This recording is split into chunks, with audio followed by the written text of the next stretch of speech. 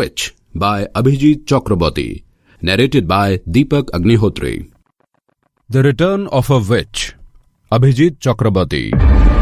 On the outskirts of West Bengal, there was a small village named Chapadanga. Every winter, an old man would appear in the village to tell stories to the children. He seemed to be over 60 years old, and his white beard almost touched his chest.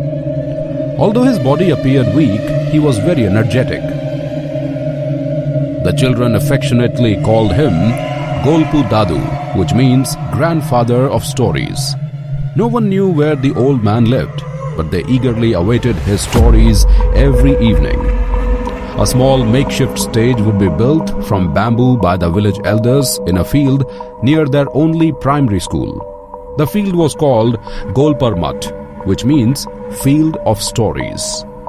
The stage was covered with nothing more than a cloth roof, and the old man narrated his stories from there.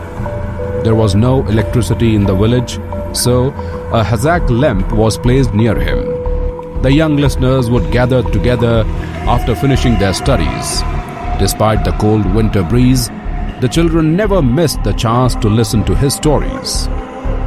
On Poush Sankranti Day, the last day of the Bengali month of Poush, while the mothers of the children were busy cooking pitha and puli, the children were busy listening to a story from the old man. "What kind of story would you like to hear on the coldest evening of this year's winter?" the old man asked his eager listeners in a coughing voice. "Horror!" most of the children shouted, raising their hands. The old man began his story. "This is a story of one Poush Sankranti night in winter, when a boy named Nurul was returning to his village from his job in the city. Every day he would reach home before evening, but today he came late at night because of a train delay. When he reached the station in his village, he noticed the place was empty. He remembered that today was Poush Sankranti. He knew that the day was a curse for the whole village. He had tried every possible way to return home early, but unfortunately, he was late. He had no acquaintances in the city. He had joined his job only about 2 months ago and had not yet developed close friendships with any colleagues. If he had, he would have taken shelter in their houses just for tonight. He recalled what had happened 5 years ago.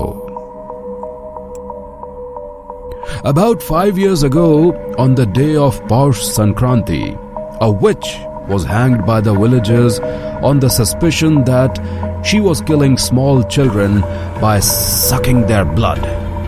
She was brutally beaten by the villagers before being hanged. At the last moment, she looked at the crowd and said, "I will come back every year on Poush Sankranti. I'll kill one villager each year." Since then, every year a villager has gone missing on Poush Sankranti. She comes alive every Poush Sankranti night to take revenge, Nurul said to himself. Nurul's home was almost 1 kilometer away from the station. He searched for vehicles, but the road was empty. After waiting for almost an hour, he decided to walk home alone. In the middle of the road, there was a big banyan tree where the witch had been hanged.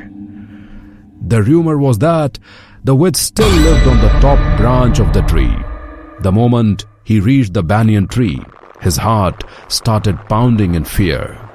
He walked quickly to cross the tree, but after crossing a few steps, he heard the sound of footsteps behind him. He knew that if he looked back, the witch's spirit would kill him instantly. So he walked as fast as he could to reach home. He knew that if he ran in panic, the spirit could sever his head.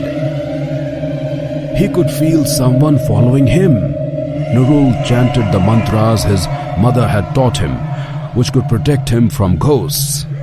On the coldest winter night, he was sweating. The cold wind felt like a fireball. At last, he struggled to reach home. He knocked on the door rapidly, hoping his mother would open it without delay. While knocking, he heard the footsteps of the pursuer coming fast towards him. He doubled the speed of knocking. His mother opened the door and was surprised to see her son gasping and perspiring in fear. He told his mother that the witch spirit had been chasing him. His mother was aware of the story. At first, she also got scared.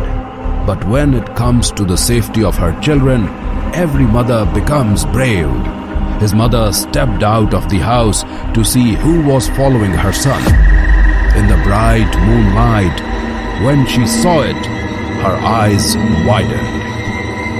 The old man paused his story for a few seconds. The children looked at each other in fear. They could feel a negative energy around them. The howl of the winter wind seemed like the screeching of spirits. The surroundings were covered in thick fog. They huddled closer together to fight against their fears. The old man realized his listeners were scared. He continued his story.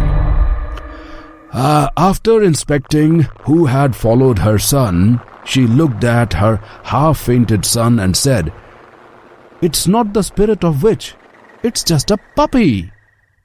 The tension broke and the children exhaled, some laughing nervously.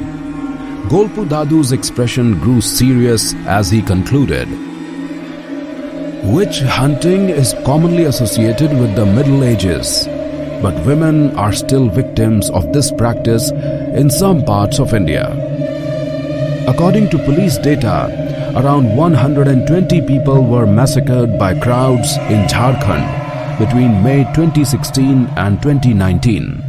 These people, mostly women, were accused of practicing witchcraft. Several Indian states have enacted laws to prevent murders based on accusation of witchcraft.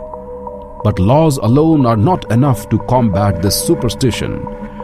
We must convince others and educate them about these misconceptions. I tried to raise awareness of this issue through my story. That's why I tell these stories, not just to entertain, but to teach. The old man's words hung in the air. The children, now silent, contemplating the real-life horrors that far outweighed the stories they had just heard. As they slowly dispersed, heading back to their homes, they carried with them not just the thrill of the story, but also a lesson about the dangers of ignorance and superstition.